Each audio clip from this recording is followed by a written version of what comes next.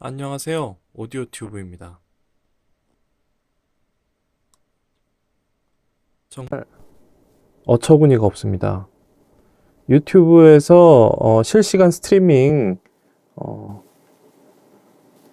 실시간 스트리밍에 대한 규정이 변경된 것 같습니다. 오늘 실시간 스트리밍 방송을 한번 해보려고 했는데, 구독자 수가 1000명 이상이어야 실시간 스트리밍이 가능하다고 합니다. 저는 이제 꼴랑 85명. 그래도 이 85명 분들의 그 구독자분들이 계셔서 너무 감사합니다. 분명히 며칠 전까지만 해도 실시간 스트리밍이 됐는데 이제 실시간 스트리밍 방송이 불가해요. 그래서 이건 부득이하게 촬영을 해서 올릴 겁니다. 전혀 편집하지 않고 그대로 촬영을 할 겁니다. 1000명 이상의 스트리밍 방송을 할 수 있는 건 모바일 기기에 한정해서 그렇습니다. 웹캠이라든지 PC로는 가능한데 역시 모바일 기기여야 기동성이나 어떤 이동 중의 촬영이라든지 이런 것들이 가능하기 때문에 결국에는 전문적으로 컨텐츠를 만드는 유튜버나 실시간 스트리밍을 해라 모바일로, 그 얘기인 것 같습니다. 어쨌거나 저희 메인 PC가 이제 슬슬 정리가 되어 가고 있습니다. 이제 얼마 전에 샤시를 옮겼죠.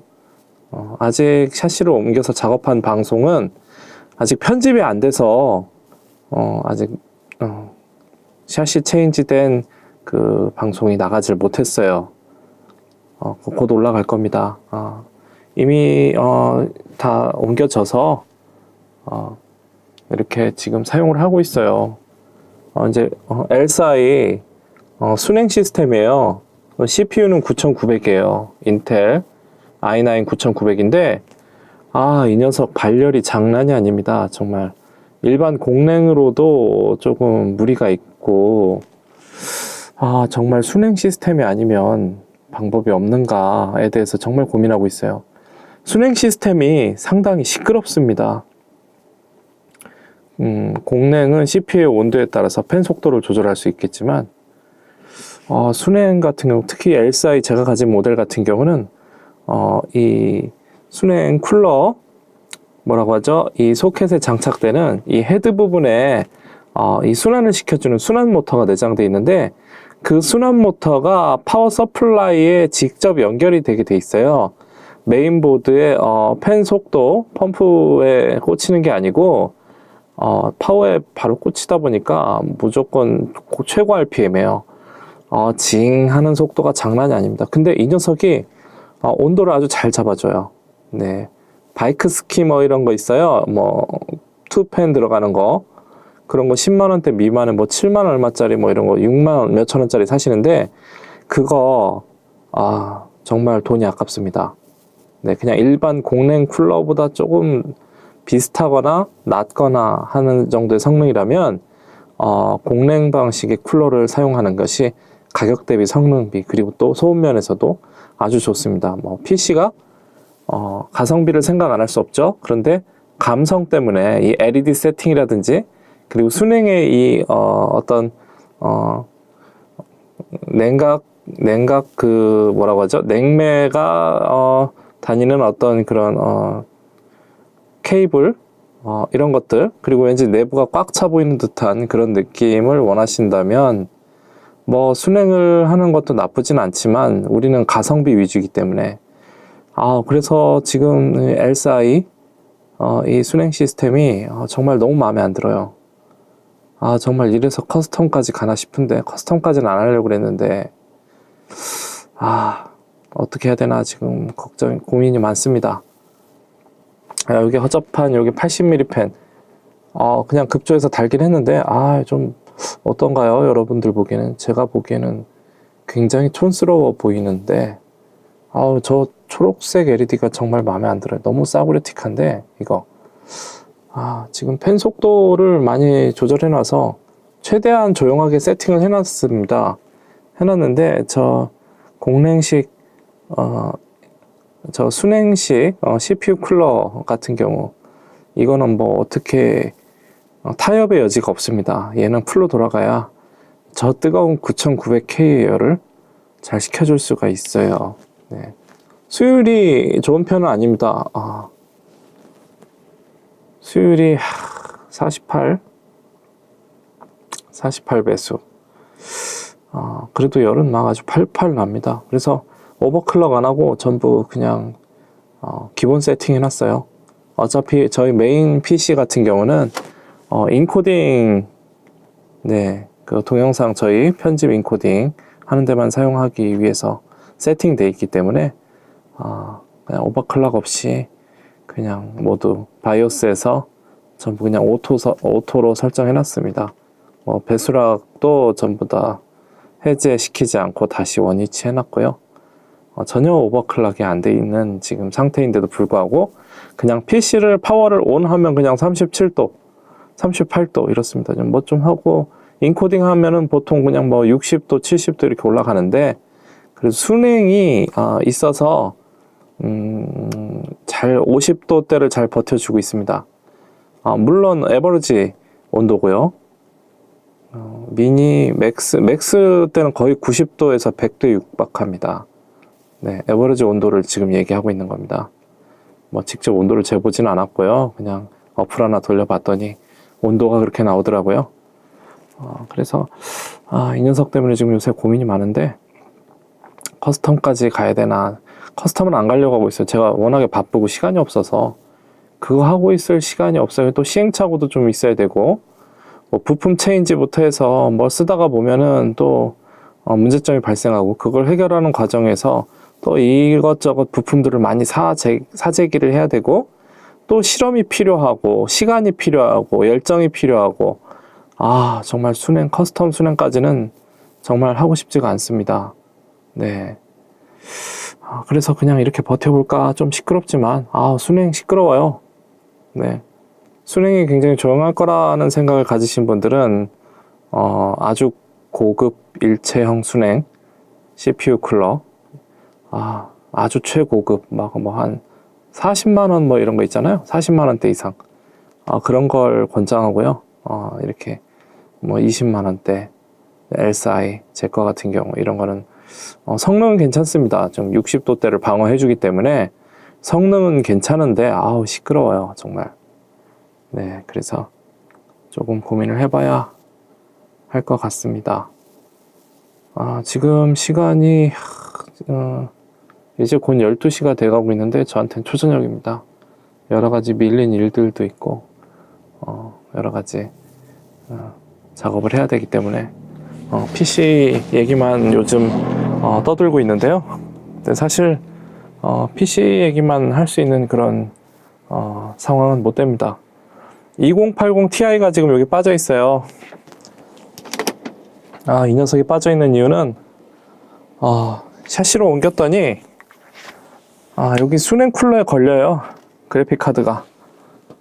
저 녀석을 달면 여기까지 와야 되는데 여기 라지에이터 그리고 또 냉각 팬의 높이 때문에 메인보드가 넘어가서 이쪽으로 넘어갈 수가 없어요. 길이가. 그러면 이제 순행 쿨러를 이제 천장에다가 샤시 천장에다 장착하는 방법이 있는데 그렇게 되면 또 성능이 많이 떨어질 것 같고 쿨러 성능이라든지 뭐 이렇게 뜨거운 온도가 높게 상승하려는 경향이 있고 또 차가운 공기는 또 아래로 내려오려는 경향이 있는데 이런 것처럼 계산을 했을 때 전면이나 측면에 장착하는 것이 순행 라지레이터는 아주 극대화되는 성능을 극대화할 수 있는 구조입니다. 샤시의 천장에 다는 방법은 별로 안 좋은 것 같아서 그렇게 안 하고 있어요. 그러면 굳이 뭐 제가 3D 게임을 할 것도 아니고 2080 Ti를 굳이 메인 여긴 뭐 동영상 인코딩 작업만 하기 때문에 굳이 저런 그래픽 카드까지는 필요 없고 여기 960 개간지입니다. 제가 아주 좋아하는 모델이죠.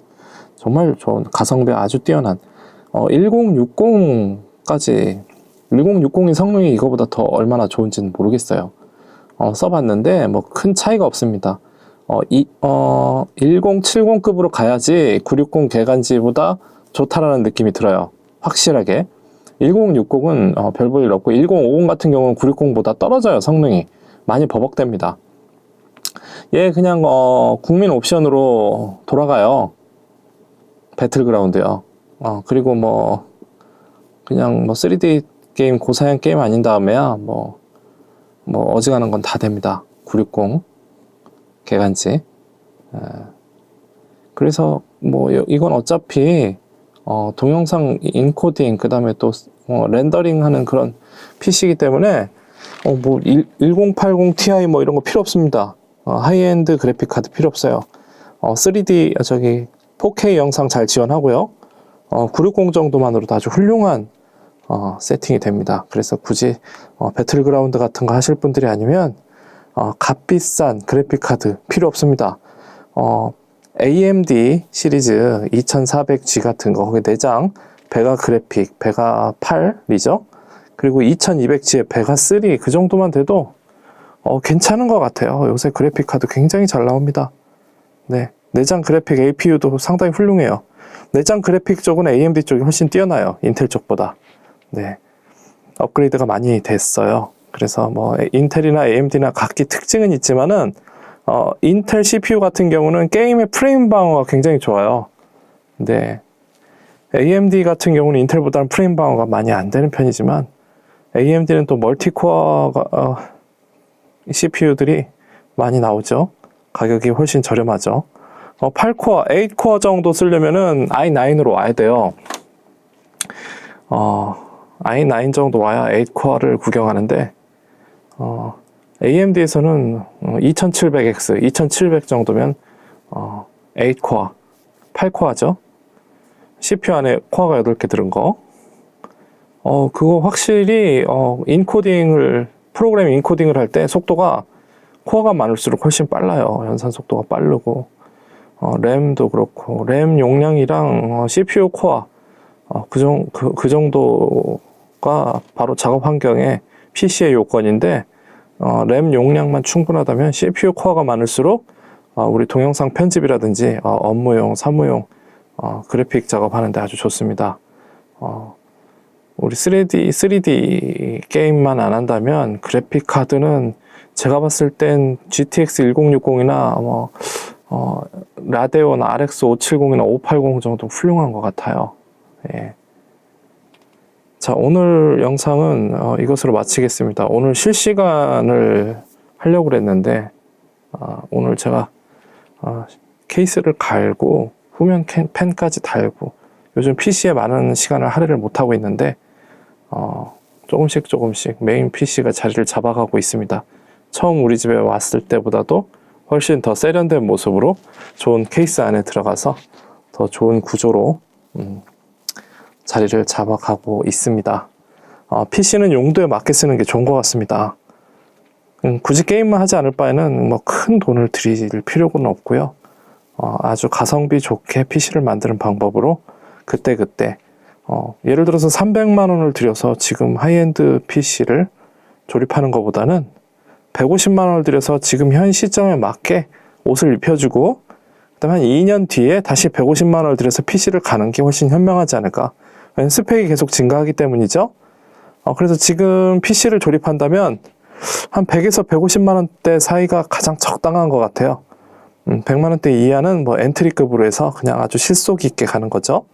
근데 지금 한 100만 원 정도, 100만 원 전후에서 PC를 조립한다면 아주 딱 좋은, 아주 좋은 그런 규격의 PC를 만들고 한 2년 정도 뒤에 더 뛰어난 스펙의 제품들이 동 가격대에 나오기 때문에 그때 PC를 바꿔준다면 지금 300만 원 들여서 4년, 5년 쓰는 것보다는 훨씬 좋을 것 같아요. 네, 오늘 방송은 여기까지 하겠습니다. 오디오 튜브였습니다. 감사합니다.